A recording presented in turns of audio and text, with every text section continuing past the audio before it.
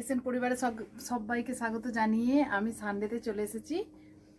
যে সুব্রত বিশ্বাস বলছিল না চিংড়ি মাছ দিয়ে খেলে পুঁইশাক গা চুলকবে, তো আমি আজকে রান্না করব সুব্রত বিশ্বাসের কমেন্ট এই পুঁইশাকের চচ্চড়ি। সেটা মাছের মাথা দিয়ে কেমনভাবে করি চলো দেখতে থাকো। আর কি কি নিয়েছি সেটাও দেখাচ্ছি।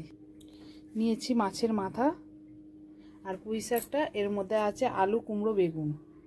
আর মশলার মধ্যে নেব এই যে আদা জিরে বাটা আর শুকনো লঙ্কা বাটা। চলো রেসিপিটা স্টার্ট করি। চলো গ্যাসটা অন করে নিই।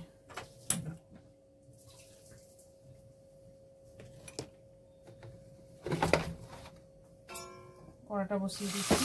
এই যে তেল নুন দিয়ে মাছের মাথাগুলো তেলে দিয়ে দিয়েছি, মাখিয়ে মাছের মাথাগুলো একটু ভেজে নিই লাল লাল করে।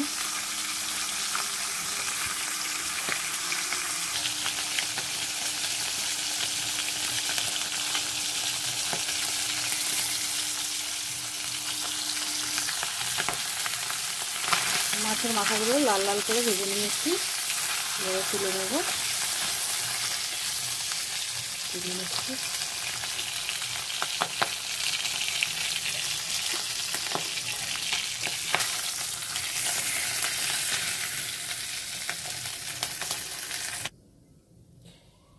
এই কড়াই দিয়ে দেবো 5 ফোড়ন আর শুকনো লঙ্কা ফোড়নের।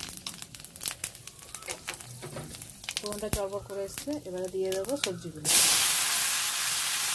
আলু, বেগুন আর কুমড়ো আর পুঁই ডাঁটাগুলো।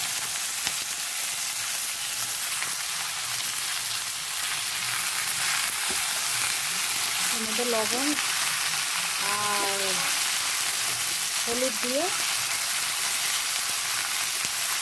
ভাজতে দিই, ভেজে নিই। সবজিগুলো কাঁচা গন্ধটা কাটিয়ে নেব। এবার চাপা দিয়ে ভাজলে পুঁইশাকে আর জল দিতে লাগে না। আমি এটা চাপা দিয়ে দিয়েই ভেজে নেব যাতে সবজিগুলো সিদ্ধ হয়ে যায়। মশলাটা কষানোর পর হালকা একটু জল দিলে খেতে ভালো লাগে, জল ছাড়া করিয়ে। একটু পাচ্ছে এই হলো কুমড়ো, এই হলো বেগুন, আর এই হচ্ছে আলু, আর এইটা হচ্ছে ডাঁটা। এছাড়া কিছু দিইনি, যেহেতু মাছের মাথা দেবো।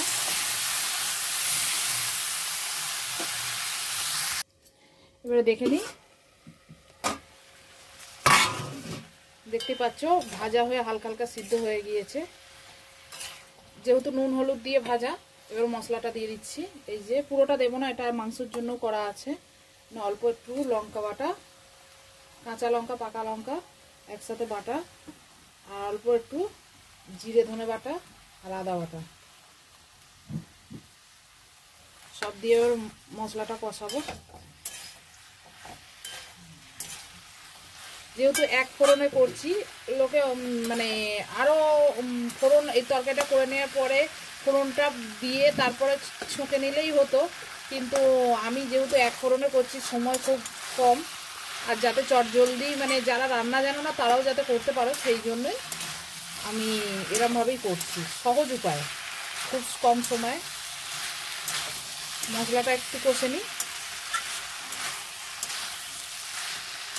অল্প একটু তেল দেখতেই পেলে। এই দেখো কুমড়ো পুরো গলে গেছে, আলুটা অর্ধেক সিদ্ধ হয়ে গিয়েছে।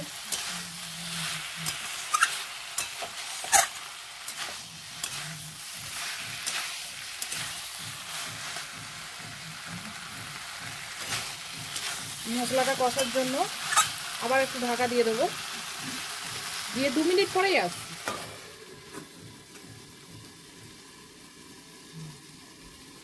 এবার খুলে দেখি 2 মিনিট হয়েছে। দেখতে পেয়েছো মশলাটা কষে দিয়েছে। এই পর্যায়ে দিয়ে দেবো শাকগুলো। যারা মিষ্টি খেতে ভালোবাসো তারা অবশ্যই অল্প দুটো মিষ্টি দেবে। আমরা মিষ্টি খাই না শাকে, তাই আমরা মিষ্টিটা দিইনি।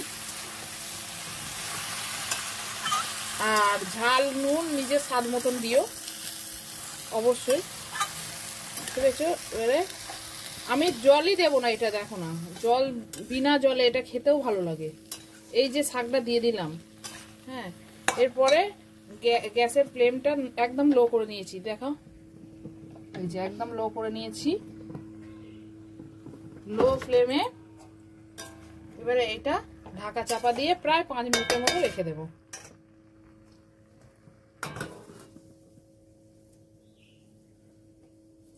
এবার চলো খুলে দেখি কতটা কি হলো। দেখো জল বেরিয়েছে, নিজের শাকেরই জল। এই যে আমি কিন্তু 1 ফোঁটা জল দিইনি, এই যে জল বেরিয়েছে। এইটাই পুরোপুরি এই যে সিদ্ধ হয়ে গিয়েছে।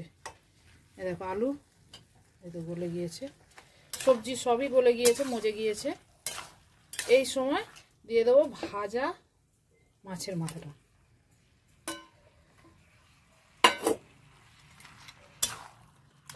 দিয়ে ভালো করে নেড়ে চেড়ে আর ঢাকা চাপা দিয়ে দেবো।